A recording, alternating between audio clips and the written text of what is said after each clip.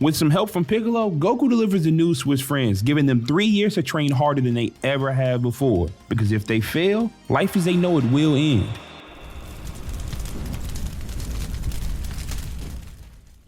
Okay, so 3 years have passed. Bulma has a new baby who we all know is Trunks, but it's still a nice little moment of laughter and joy. From clowning on Yamcha not being the father to Goku already knowing who Trunks is just a nice moment. A bright spot in what would be one of the darkest times for Earth. It doesn't take too long for the androids to make themselves known as they blow Yajirobe out of the sky and head into the city. Now I know a couple of videos ago I said that I didn't think Dragon Ball was as good going forward, which I still believe is true, but almost every arc in the franchise introduced multiple ideas that were boundary pushing and created an effective obstacle for Goku and his friends. And we see one almost immediately in this saga with the androids not having a power level. Now we're not going to get into how they can move that fast or hit that hard because this is Dragon Ball. Real world logic doesn't have to apply here, because it definitely doesn't make sense that a human scientist could create something purely mechanical that could fight on par with the Super Saiyan.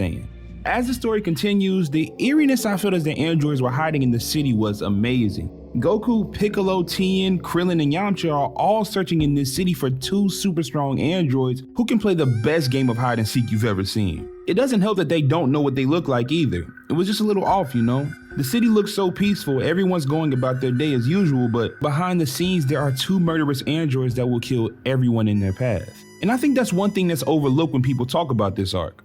All of the Z fighters had the knowledge that these androids would kill them in the future, so it adds an extra layer of depth to their effort because in the back of their heads they know that their training may have been worthless. They're literally searching blind for someone who can kill them if they catch them off guard. And as a matter of fact, that's exactly what happens. This weird looking old man grabs Yamcha by the face, lifts him up, and then sticks a hand through his chest. Might I just add that the explosion and the fire in the background are such a nice touch. It makes this feeling feel much more grim.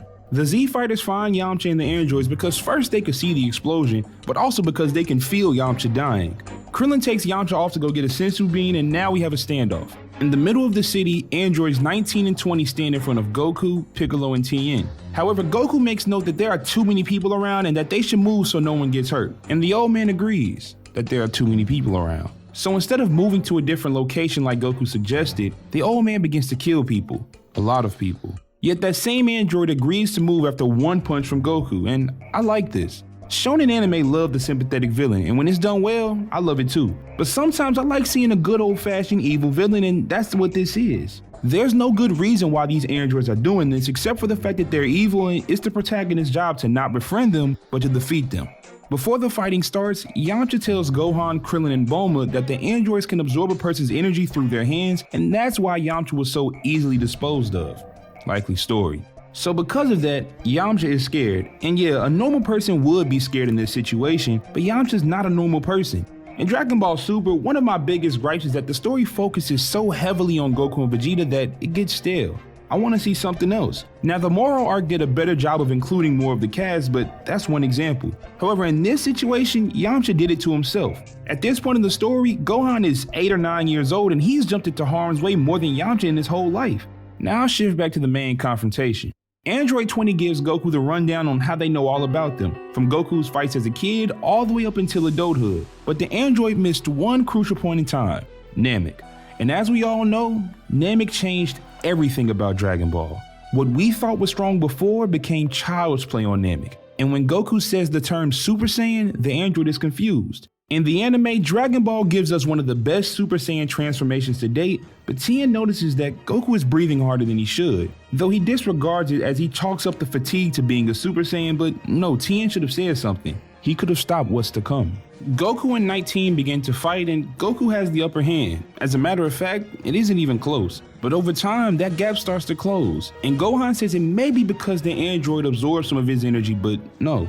Gohan notices Goku holding his chest and points out that Goku never took the antidote that Trunks gave him. So basically, Goku's fighting an android while having a heart attack. And it would have been easy to demonstrate the toll it was taking on him just to have 19 beat up Goku, but I really enjoy how Goku fires off a Kamehameha knowing the androids can absorb them, because that's a great way of showing just how compromised he is.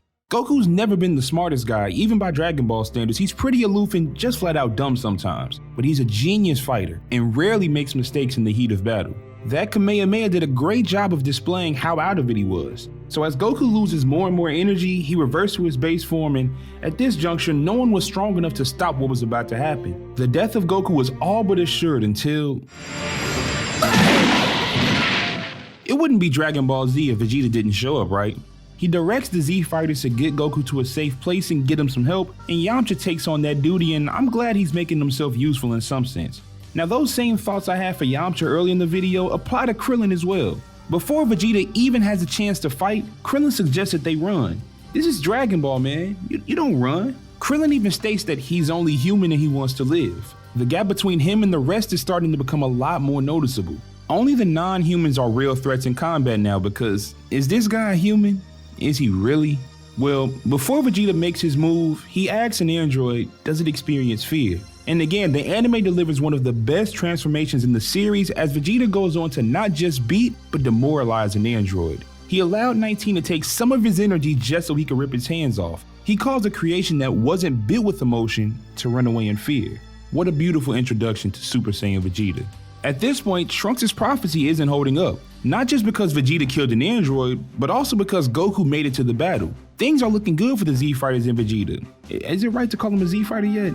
I don't know. Let me know down in the comments when you believe Vegeta officially became a Z Fighter. Anyway, now it's a 5-on-1, and Android 20 is sure to lose this fight, so he runs away.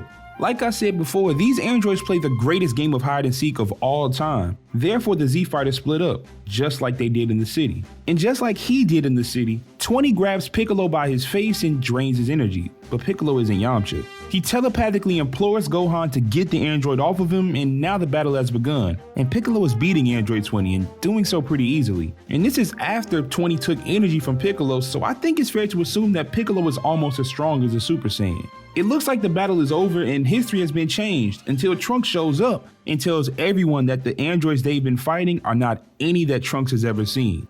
While everyone is caught up in the shocking news about the androids, 20 uses it as a chance to run and activate 7 and 18. Side note, but also kind of important, Bulma says that Android 20 is really Dr. Gero, so yeah, there's that.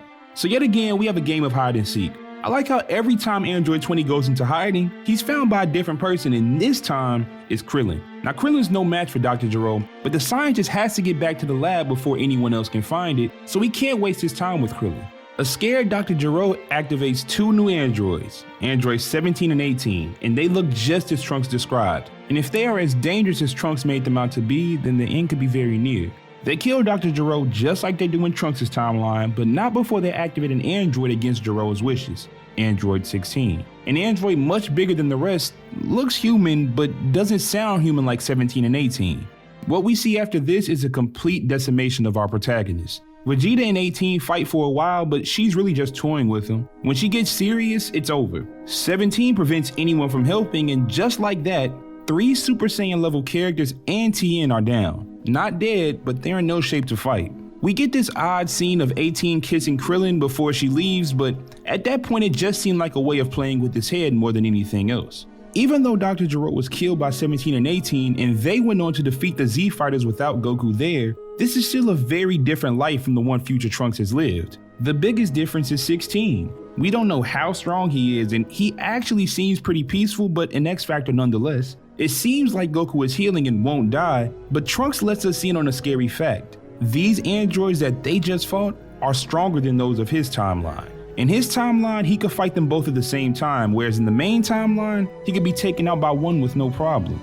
I love how Trunks' initial decision to change history is having major consequences. It builds more tension for the story because now we have no real clue on how this will end. Trunks was trying to help. I think everyone would applaud him for that, but not even he knows how big of a mess he made in doing so. But with that being said, if you enjoyed this video, please hit that like button, and if you haven't already, press that subscribe button.